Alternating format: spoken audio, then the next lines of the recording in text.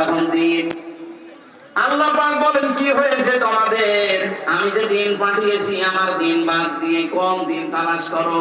তাহলে দিন শব্দের শাব্দিক অর্থ এই রাতের পরে যে আসবে ওই দিন। আরো জোরে বলেন। দিনের প্রধান অর্থ কোরআনে কারিমে আল্লাহ দিয়েছেন। দিনের প্রধান অর্থ হচ্ছে বিচার দিন। সূরা ফাতিহার 3 নম্বর আয়াতে প্রতিদিন এটা আমাদের মুখ দিয়ে আল্লাহ বের করে দিচ্ছে, মালিকি ইয়াউমিদ্দিন।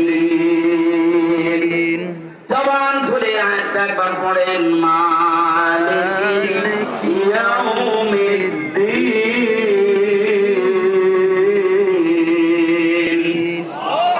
কিয়ামতে বিচার দিনের মালিক একমাত্র কার? আল্লাহ। কেন আল্লাহ এই কথা প্রতিদিন আমাদের মুখ দিয়ে কমপক্ষে 17 বার বের করে নেয়? আপনি যদি কোনো নামাজ না পড়েন, শুধু ফরজ নামাজ পড়েন, তাও এটা 17 বার বিশ্বাস নিয়ে আসা লাগবে। এই জন্য আমি দলিল বলবো, ওগুলো লিখে নিয়ে দরকার মোবাইলে তুলে বাড়িতে মিলিয়ে দেখবেন, একেবারে হুবহু পেয়ে যাবেন। 2 নাম্বার এটা সহ্য করে পড়তে হবে, 3 নাম্বার এটা বুঝতে হবে, 4 নাম্বারে এটাকে আপনাকে মানা লাগবে জীবনে, 5 নাম্বারে এটাকে কায়েম করে দেখাতে হবে আল্লাহকে যে হ্যাঁ আমি আছি। 6 নাম্বারে এই মানুষটাকে দুনিয়ার ময়দানে কোরআনে কারীম শান্তিতে দিতে পারে এই বিশ্বাস নিয়ে এটা প্রতিষ্ঠার আন্দোলন করা লাগবে। আমি সহ যারা এসেছি এগুলোর হক আদায় করার তৌফিক যেন আল্লাহ দান করেন, আমিন। আর যারা বলতে আসবে তাদের দায়িত্ব হচ্ছে ওয়ানসালনা ইলাইকাল যিকরা লিতুবাইয়িনা লিন-নাস। আপনি যখন মানুষের কাছে কোরআন প্রচার করবেন, আমি বলেছিলাম লামের ব্যাখ্যা, লাম দিয়ে আল্লাহ জীবিত মানুষদের দিকে ইঙ্গিত দিয়েছেন। তাহলে কোরআন তাফসীর করা লাগবে জীবিত মানুষ না মরা মানুষ? এই সিস্টেমটা যারা পাল্টিয়ে ফেলেছিলেন, আল্লাহর সিস্টেম পাল্টিয়ে ফেললে লোক নবীর জামানায় আল্লাহ যা করেছেন, ওদের বাড়ি ঘর পরিত্যক্ত হয়ে গেছে। আল্লাহর সিস্টেম এই 14টা জায়গায় পারমিশন নিয়ে কোরআন প্রচার করা লাগবে, এটা আল্লাহর সিস্টেমের বাইরে। কথা বলেন না কেন? কেন বললাম বলেন তো? হযরত সালেহ নবী আলাইহিস সালামের জামানায় করবে যে এত টাকা মারি কাটি করতে পারে? কথা বলেন। ওদের সরকারের দায়িত্ব ছিল প্রধানমন্ত্রীর উপদেষ্টার ভেতরে একজন। আপনি চিন্তা করতে পারেন এত বড় বড় দাড়ি, ওর মনে হয় যত জায়গায় যত চুল আছে সব সাদা,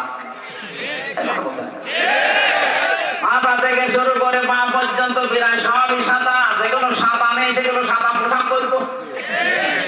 এত সাদা ধবধবে মানুষ, অথচ এখন বের হচ্ছে সে নাকি অন্যের বউ নিয়ে আল্লাহ রাস্তায় চলে গেছে। 7টা ব্যাংক থেকে 36,000 কোটি টাকা আপনি এক জীবনে গণনা করেও শেষ করতে পারবেন না। পদ্মা সেতুর মতো এত বড় ব্রিজ বানাতে মাত্র 32,000 কোটি টাকা খরচ না, এত লাগে। যদিও 3 বার পরবর্তীতে ওরা বাজেট বানিয়েছে, প্রথমে 12,000 কোটি টাকা দিয়েছিল, ওইটাই হয়েছিল। বাকি টাকাগুলো সব মারিং কাটিং করে বাইরে পাঠিয়েছে। আপনি একটু খরচ নিয়ে দেখেন বাইরের ব্যাংকগুলোতে, আপনি দেখবেন যে মানুষগুলো পালিয়ে গেছে, অধিকাংশ মানুষের টাকা ওই ব্যাংকে যে পাবেন। আমি 5 তারিখের পরে 9 তারিখ না 10 তারিখের দিকে গিয়েছিলাম সিঙ্গাপুরে, মালয়েশিয়া। এই দেশগুলোতে যেখানে যাই নামতাম, নামার পরে হোটেলে উঠলে দেখতাম আল্লাহর ওলি নাম দিয়েছে, কি গো হুজুর দোয়া করেন, দোয়া করতে মানে এই 4 তারিখে চলে এসেছি, আল্লাহ কপাল ভালো, আমার বড় শয়তানের সাথে দেখা হয়েছিল সিঙ্গাপুরে। যে হোটেলে থাকতাম গিয়ে দেখি কয়েকটা শয়তান আগে উঠে বসে আছে, এমন ভাবে আছে কেউ জানি না। মালয়েশিয়া অনেকগুলো তো পেয়েছিলাম।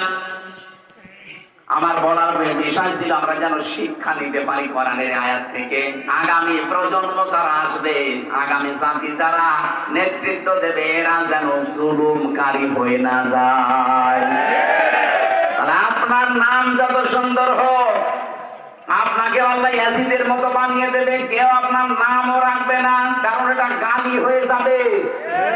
একটা হিন্দুকে যদি বলেন ভাই ছেলে হয়েছে 5,000 টাকা দেবো, নাম রাখেন ইয়াজিদ, বলবে ইয়াকি মারেন।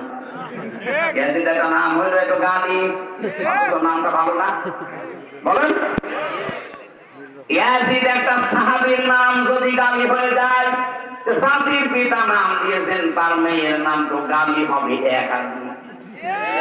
আমার মনে হয় এখনই বাংলাদেশে যে অবস্থা, কেউ আর ওই নাম ঘৃণা করে মুখে উঠতে চাচ্ছে না। এটাই পৃথিবীর ইতিহাস। আপনিও থাকবেন না 100 বছর পর, আমিও থাকবো না। এমন কিছু করে না যায় যে আমি মরণের পরে আমার বাড়ি ঘর পর্যন্ত পায়খানা হয়ে যাচ্ছে। ওখানে যে অন্তত বসবাস করার